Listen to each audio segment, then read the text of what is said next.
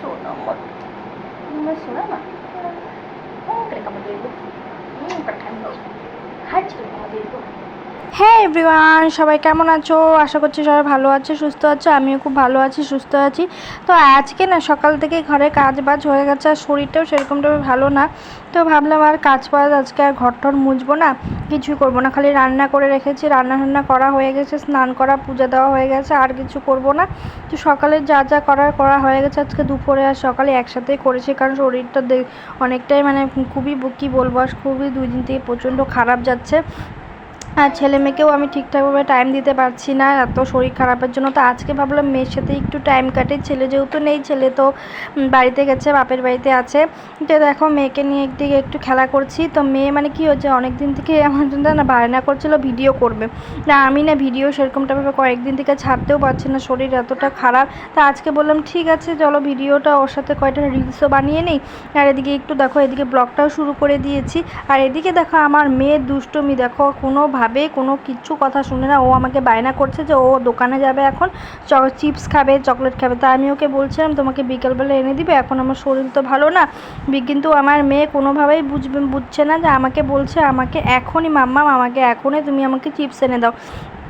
মানে আমার মেয়ের বায়না যখন যেটা বলবে তখন সেটাই ওকে করতে হবে, এত মানে বায়না করে আমার মেয়ে, কি বলবো। আর এদিকে দেখো আমি না শরীরটা বললামই তো ভালো না, তো ওকে রেখে তো ওকে আমি মোবাইল দিয়ে বসিয়ে রেখেছিলাম। তো বলছিলাম তুমি মোবাইল দেখো, আমি একটু ঘুমিয়ে নিই। আর এদিকে দেখো আমি ঘুম থেকে উঠে দেখি আমার ড্রেসিং টেবিলে ড্রয়ারের মধ্যে বসে সমস্ত মানে ওর যে কাজলটা বের করে পুরো ওর ব্যাগ আমার ড্রেসিং টেবিলের ড্রয়ার, কাজল পুরো কালার করে দিয়েছে, কি বলবো। আর এত দুষ্টুমি করে, আর আমার মানে দেখে এতটা রাগ উঠছিল, যে যেহেতু শরীর ভালো না, আর তার মধ্যে ওর এত অত্যাচার। যেদিন ওর মানে কি বলবো, আমি মনে হয় এটা মানে আমার বলে না, আমি প্রত্যেকেরই দেখেছি, যখন মায়ের শরীর ভালো থাকে না বাচ্চারা মনে হয় আরও বেশি বাড়ে। আর এদিকে দেখো আমার মেয়ের অবস্থা দেখো, ওকে এখন আবার ধোয়াতে, মানে সকালবেলা স্নান করে দিয়েছি, এখন ওকে আবার হাত পা ধুয়ে স্নান টান করিয়ে তারপর আমাকে নিয়ে আসতে হবে। বলো কার মাথা না গরম হয়? আমার কি মনে হচ্ছিল তোমরা জানো? বলো, তোমরাই বলো যে কার বাচ্চা এরকমভাবে দুষ্টুমি করে। প্লিজ আমাকে একটু কমেন্ট করে বলো যে আমার মেয়ের মতন কি সবার বাচ্চা এরকম দুষ্টুমি করে? আমার মেয়ে তো অত্যাধিক দুষ্টুমি করে, তোমরা বেশিরভাগ ব্লকে দেখতেই পারো। আর তোমরা দেখতে থাকো কি করে। দেখো হাত দেখো, জাস্ট তোমরা ওর হাতটা দেখো, দেখো কি করেছে, দেখো কি পরিমাণে আমার মেয়ে দুষ্টামি করে, তোমরাই দেখো যে আমি কিভাবে ওকে নিয়ে সারাটা দিন থাকি। দেখো আমি এদিকে রান্না করছিলাম, আর এদিকে এসে দেখি ও ড্রেসিং টেবিলের ভিতরে ড্রয়ারটা খুলে দেখো বসে দেখো কি করছে। এইবার তোমরাই বলো যে ওকে আমি কি করব।